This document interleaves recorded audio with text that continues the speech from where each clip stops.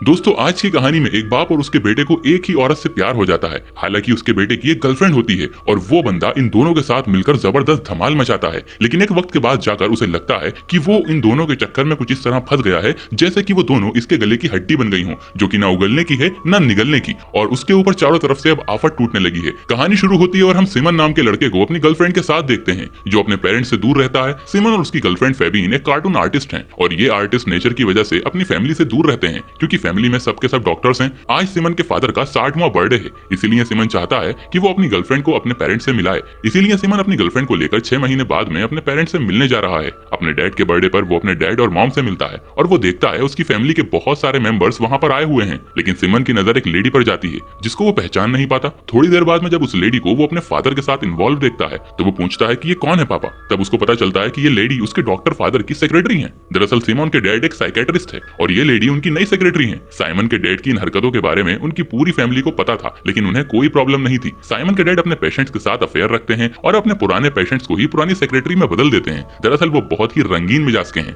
और उनसे अफेयर्स चलाते हैं। हालांकि साइमन की मॉम को इस बात से बहुत तकलीफ होती थी कि शादीशुदा होने के बावजूद भी उसका हस्बैंड अपने पेशेंट्स और अपनी सेक्रेटरी से अफेयर रखता है, लेकिन वो कुछ नहीं कर सकती क्योंकि वो खुद सिमन के डैड डॉक्टर कार्ल के नीचे काम करती हैं। इसीलिए सिमन की मॉम को मन मारकर भी सिमन के डैड के साथ रहना पड़ता है। वो अपनी शादी को बचाने की कोशिश करती हैं। सिमन की मॉम सिमन को बताती हैं कि मेरी शादी टूटने की कगार पर है, तुम्हारे डैड ने एक नई सेक्रेटरी रखी है और इस सेक्रेटरी का नाम है सोनिया। अब वो सोनिया के साथ हॉलीडे पर जा रहे हैं, तो मेरी शादी टूटना बिल्कुल तय समझो और आने वाले वक्त में ये सोनिया तुम्हारे डैड से शादी करके ही रहेगी। तो सिमन अपनी मॉम को कहता है कि इसमें मैं क्या कर सकता हूँ। वो कहती है क्लिनिक में तुम मेरा काम करना तो मैं फ्री हो जाऊंगी और तुम्हारे डैड के साथ हॉलीडे पर चली जाऊंगी ताकि अपनी शादी को बचा सकूं। अब सिमन को अपनी माँ पर काफी तरस आता है और वो अपने डैड के क्लिनिक में काम करने के लिए तैयार हो जाता है ताकि उसकी मॉम डैड की शादी बच सके। अब सिमन के डैड बिना मन से ही लेकिन अपनी वाइफ को हॉलीडे पर ले जाने के लिए राजी हो जाते हैं और अपनी सेक्रेटरी सोनिया को सिमन के साथ काम करने के लिए कुछ दिन अकेला छोड़ देते हैं। इन दोनों के चले जाने के बाद सोनिया अपनी अदाएं दिखलाते हुए सिमन के पास आती है और उससे कहती है कि अगर तुम ना आए होते और अगर तुम अपनी माँ की जगह काम में हाथ ना बटाते तो तुम्हारे डैड के साथ मैं हॉलीडे पर जाती और हमारा रिलेशनशिप थोड़ा और स्ट्रॉन्ग हो जाता।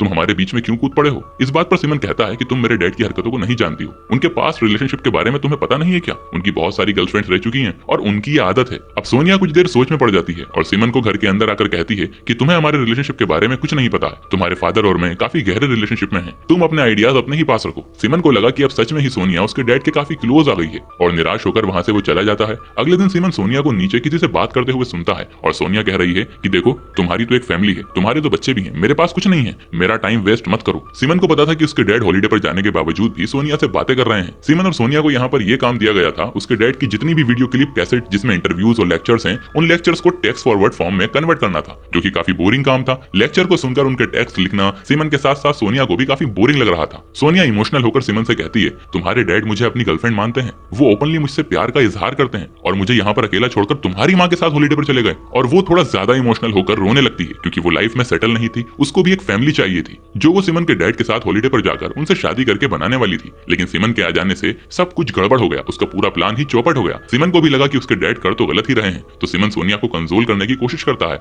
और उसको टिश्यू पेपर देता है। सोनिया सिमन के गले लगकर बहुत जोर जोर से रोने लगती है और काफी ज्यादा भावुक हो जाती है। इतनी ज्यादा भावुक हो गई थी कि अब वो सिमन को क्लोज आकर उसे प्यार करने लगती है। जल्द ही दोनों को रियलाइज हो जाता है कि ये दोनों क्या कर रहे हैं और अब सिमन यहाँ से पीछे हट जाता है और बाहर जाकर ये सोचने लग जाता है कि वो ये कर क्या रहा है। उसकी मॉम ने उसको यहाँ पर काम करने के लिए इसलिए रखा कि वो सोनिया को उसके डैड से दूर रखे, लेकिन वो सोनिया के साथ ही काम पे लग गया। वो खुद से कहता है कि वो अब खुद सोनिया के क्लोज हो रहा है। वो अपनी फैमिली के कॉम्प्लेक्स नेटवर्क में अब फंसता ही जा रहा है क्योंकि उसकी गर्लफ्रेंड उसको कहती है कि हमारा कार्टून फेस्टिवल 2 हफ्ते बाद ही है, तुम कौन सा काम लेकर बैठ गए हो, हम लोग आर्टिस्ट हैं और हमें हमारा काम करना चाहिए। सिमन अपनी गर्लफ्रेंड और अपनी माँ को किए गए वादे के बीच में कुछ ऐसा फंसा कि ना तो वो अपनी गर्लफ्रेंड को छोड़ सकता है और ना ही अपने माँ के लिए किए गए वादे को तोड़ सकता है। अगली सुबह सिमन सोनिया को जाकर सॉरी बोलता है कि कल जो कुछ भी हुआ वो होना नहीं चाहिए, लेकिन सोनिया बड़े आराम से अपना सर हिलाकर बोलती है कि ये कोई ऐसी बड़ी बात भी नहीं है, जैसे ये सोनिया के लिए कोई नॉर्मल बात हो। तब सिमन कहता है कि इसके बारे में मेरे डैड को मत बताना। सोनिया कहती है मैंने उन्हें बता दिया है कि मैं तुम्हारे पीछे किसी लड़के के साथ इंगेज हूँ, लेकिन ये नहीं बताया कि वो लड़का तुम हो। दरअसल मैंने इसलिए बताया कि उनका हॉलीडे खराब हो जाए। सिमन को भी लगा कि कहाँ फंस गए यार, तो वो सोनिया के जाने के बाद में सोनिया की और जानकारी इकट्ठा करने की कोशिश करने लगा क्योंकि सोनिया उसके डैड की एक्स पेशेंट थी। इसीलिए वो सोनिया की फाइल निकालता है और वो पढ़ता है कि सोनिया सुसाइडल टेंडेंसी की पेशेंट थी जिसका ट्रीटमेंट उसके डैड ने किया था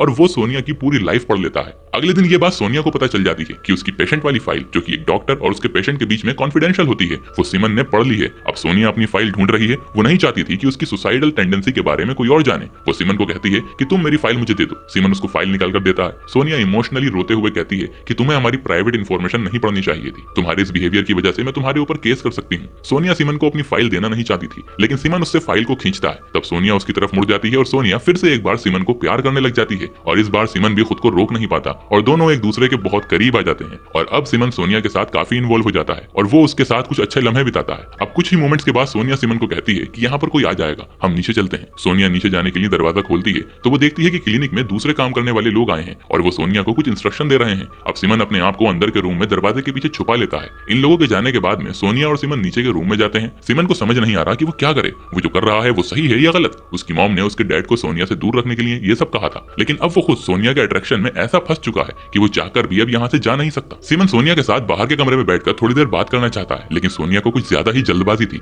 वो अंदर वाले रूम में जाकर सीमन को अपनी तरफ अट्रैक्ट करती है और इन दोनों के बीच में एक यादगार वक्त गुजरता है। एक दूसरे के साथ अच्छा समय गुजारने के बाद सोनिया कहती है कि मैं घर छोड़ दूंगी, तुम मेरे साथ चलो। सीमन उसके साथ कार में जाता है और सोनिया उसको अपने घर के पास में छोड़ देती है। सोनिया सीमन को कहती है कि कभी मेरे घर पर भी आओ। तब सीमन उससे कहता है कि मैं जरूर टाइम निकालकर तुम्हारे घर आऊंगा। फिर सोनिया वहां से चली जाती है। अब सीमन अपने घर की तरफ जा रहा है तो वो देखता है कि उसकी गर्लफ्रेंड उसके किसी फ्रेंड आर्टिस्ट के साथ बैठी है और शायद लंच के लिए आई है। वो उसको पूछता है कि तुम यहाँ पर क्या कर रही हो, तो वो कहती है कि मैं कॉमेडी फेस्टिवल की तैयारी कर रही हूँ, तुम तो अपने मॉम और डैड के काम में बिजी हो, मुझे किसी का तो साथ चाहिए था। फिर भी सीमन की गर्लफ्रेंड फेबिन सीमन को प्यार करती है और वो कहती है कि तुम जल्दी से वापस काम पर लौट आओ। लेकिन अब सीमन को ऐसा लगने लगा कि उसकी गर्लफ्रेंड फेबिन का अफेयर उसके फ्रेंड के साथ चलने लगा है और उसके मन के अंदर शक का बीज पैदा हो गया। तब सीमन इन दोनों का पीछा करता है और वो देखता है कि उसकी गर्लफ्रेंड उसके नए आर्टिस्ट फ्रेंड के साथ कार्टून फेस्टिवल की तैयारी में पूरी तरह से जुटी हुई है। सीमन फेबिन को कहता है कि तुम तो बड़ी जल्दी बदल गई, तुमने तो अपना फ्रेंड बहुत जल्दी बदल दिया। तो वो कहती है कि 2 हफ्ते के अंदर अंदर कार्टून फेस्टिवल स्टार्ट होने वाला है, मुझे कोई तो चाहिए था जिसके साथ मैं इस फेस्टिवल की तैयारी कर सकूं, क्योंकि मैं काफी महीनों से इस फेस्टिवल की तैयारी कर रही हूँ। तुम इस वक्त कुछ ज्यादा ही बिजी हो, तुम जाओ और अपनी माँ और अपने पापा का काम पूरा करो। सीमन अपनी गर्लफ्रेंड को छोड़ना नहीं चाहता था। तभी उसकी मॉम का फोन आता है और वो कहती है कि प्लीज थोड़े दिन तक और मैनेज कर लेना और यहाँ पर हम दोनों अच्छे से हॉलीडे एंजॉय कर रहे हैं, प्लीज मेरे लिए तुम ये काम मत छोड़ना प्लीज। अब सीमन पूरी तरह से कंफ्यूज था कि वो करे तो क्या करे। सीमन उसी रात अपनी गर्लफ्रेंड के साथ नाइट क्लब में जाता है जहाँ पर ये दोनों काफी एंजॉय करते हैं, लेकिन सीमन के मन में उथल पुथल मची हुई थी और काफी देर सोचने के बाद वो ये डिसाइड करता है कि वो अपनी गर्लफ्रेंड को सोनिया के साथ हुए रिलेशन के बारे में बताएगा और वो फाइनली अपनी गर्लफ्रेंड को कहता है कि वो सोनिया के साथ अकेले में टाइम स्पेंड कर चुका है। ये सुनकर फेबिन को बहुत बड़ा धक्का लगता है, मगर फिर वो वहां से चली जाती है। थोड़ी देर बाद में सीमन को सोनिया का मैसेज आता है कि आज सैटरडे है, अगर तुम फ्री हो तो तुम मेरे घर पर आ सकते हो। सीमन अब सोनिया के घर पर चला जाता है। वो देखता है कि सोनिया अकेले फ्लैट में रह रही है। अब वो सोनिया के पास जाता है और थोड़ी देर बाद में ये दोनों फिर से एक दूसरे के करीब आ जाते हैं और अकेले में अच्छा वक्त गुजारते हैं। सोनिया सीमन को डिनर सर्व करती है। डिनर टेबल पर ये दोनों एक दूसरे से काफी बातें करते हैं, जिसकी वजह से ये काफी करीब आ जाते हैं। अगले दिन सुबह जब सीमन उठता है तो वो देखता है कि सोनिया मार्केट से कुछ लेने के लिए जा चुकी है और वो देखता है कि उस फ्लैट में उसके डैड और उसकी गर्लफ्रेंड सोनिया की एक तस्वीर रखी हुई है। उसको ये समझ में आ जाता है कि ये फ्लैट उसके डैड ने ही सोनिया को गिफ्ट किया है। तभी वो देखता है कि उसके डैड हॉलीडे एंजॉय करके वापस आ चुके हैं। उसके डैड सोनिया के घर में सीमन को देखकर थोड़े शॉक्ड हो जाते हैं। तब वो सीमन से पूछते हैं कि तुम यहाँ पर क्या कर रहे हो, पर सीमन उल्टा अपने डैड से पूछता है कि आप यहाँ पर क्या कर रहे हैं। तो उसके डैड उसको बताते हैं कि ये मेरा ही फ्लैट है और मैं यहाँ पर एक बुक लेने आया। वो कहता है कि तुम्हें पता है सोनिया को एक बेबी चाहिए, सोनिया मेरे साथ इसीलिए रिलेशन में है कि उसको एक बेबी चाहिए। और वो कहता है कि मेरी तो ऑलरेडी नसबंदी हो चुकी है,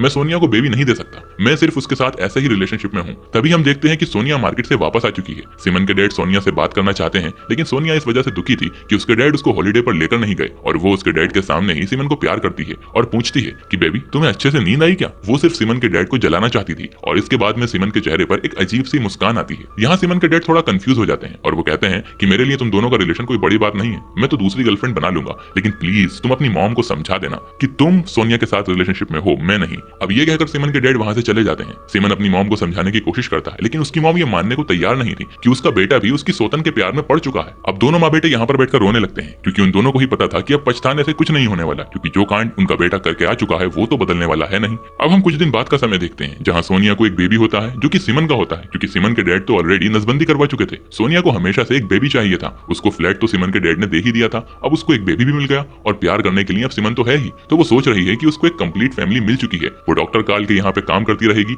वो अपना बेबी सीमन के हाथ में देती है। सीमन उसको देखकर थोड़ी देर के लिए खुश होता है, लेकिन वो अभी फुल्ली कंफ्यूज है कि उसकी लाइफ के साथ ये हुआ क्या था। 1 साल पहले उसकी जो गर्लफ्रेंड थी वो वेल सेटल था, वो अपने ड्रीम को पूरा कर रहा था। तब वो अचानक से अपनी फैमिली के नेटवर्क में आया और उनके बीच में कुछ ऐसा फंस गया कि 9 महीनों के अंदर उसकी जिंदगी ही बदल गई और सीमन को इसी कंफ्यूजन में छोड़कर ये कहानी खत्म हो जाती है। तो दोस्तों, जब तक सीमन अपनी कंफ्यूजन को दूर करे, आप वीडियो को लाइक करके चैनल को सब्सक्राइब कर दें और हाँ, वो नोटिफिकेशन वाला बेल आइकन जरूर दबाएं ताकि अगली मूवी की अपडेट सबसे पहले आपको मिले।